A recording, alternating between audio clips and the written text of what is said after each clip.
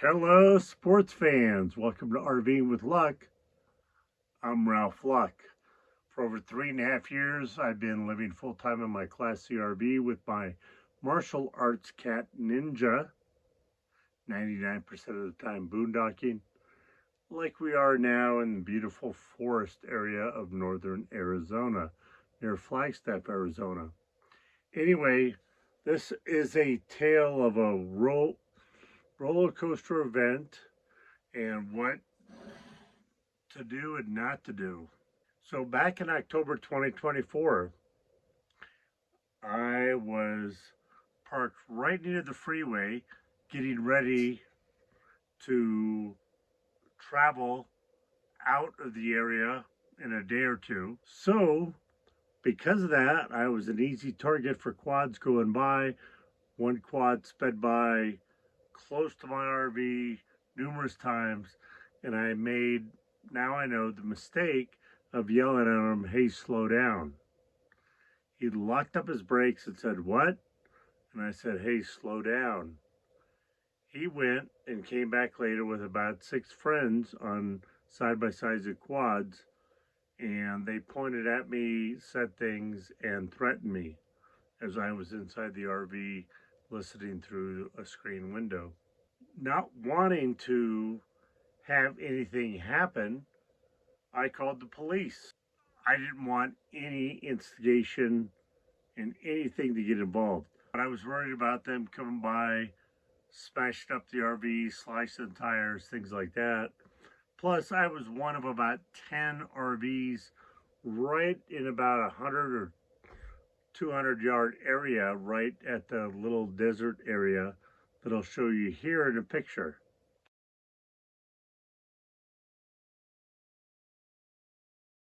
So I called the police, I closed my blinds, and I stayed inside my RV. Now, lesson learned, and I'm going to give you a sneak peek at the ending. When you call police, there are certain types of police that come with handcuffs and guns, and those are the only 2 items they know how to use. Police showed up. I'd been drinking adult beverages, in this case beers, since I haven't had hard liquor since before that incident for some time. And when I went out to greet the deputy, the sheriff deputy, there were 3 big glass bottles of whiskey in the pathway and 2 metal posts leaning against each other. They weren't dug in, they were just barely leaning against each other. The officer saw that I had been drinking, noticed it, I admitted it, and he immediately turned to the whiskey bottles and said, "Well, you need to pick this up. You're drunk. Those are whiskey bottles. They came from you. They're by your RV. You're upset about people coming by, and there's a little blockade in the road." I tried to talk to the officers saying, "Hey, the 5 or 6 side-by-sides of quads are in a camp down there. They're the ones that threatened me, threatened to shoot me, and were upset at me." He kept focusing on the stuff in the roadway, which, by the way, was about 100 feet wide, and these couple items blocked about 20 feet of it, maybe. I told the deputy that I'm not going to touch anything in the roadway since I didn't put it there. If I had put it there, I would happily take it away. He kept insisting, kept telling me I was drunk and drunk and drunk. And knowing that the law states that a person drunk in public can be arrested, I told him I'm going back inside my RV. Once inside, he kept for 30 minutes telling me to come outside, take those items out of the roadway, which I said, no, I didn't put them there. I'm not taking them away. Then he said, "You know what? You're going to get arrested if you don't." And I pointed out from my legal knowledge, you can't arrest me. You didn't see me do that. Number one, because I didn't do it. But even if I did, you didn't see me do it. There's no video of it. There's no proof. There's no witnesses. He walked 100 yards away, mind you, at about 9 p.m. in pitch dark, and this had been going on since about 8 p.m., to a trailer, an RV, I don't know, fifth wheel, Class C, whatever it was, and came back 5 minutes later and said, "No, I've got a witness that saw you." Now, number one, if I was guilty, I would have to laugh at this, because you're talking about somebody 100 yards away that supposedly saw me put stuff in the road and could identify me by exact description. That could say that was Ralph. Situations like this, you would have to have a very detailed description, or come and arrest me and bring the witness over, and the witness could say, yeah, that's him. He didn't do that. He said, I got a witness. You're going to be longed for him. Well, I have no idea what that means. And I said, do what you got to do. Long for me. I don't know what that means, and do it. And he said, come out or I'm going to long form you. I said, I'm not coming out of the RV. If you feel you need to come in and have the legal right to, go ahead. And I'm not coming outside. And the whole time I'm talking to him through the screen door window in my bedroom. Well, I thought nothing of it. And in December, I had my aortic dissection, which is way worse than a heart attack. I would say most people die, I've been told, and from what I've researched. I had received forms in the mail to where I pleaded not guilty and wanted a trial or a hearing. Well, again, in December, I had my heart event.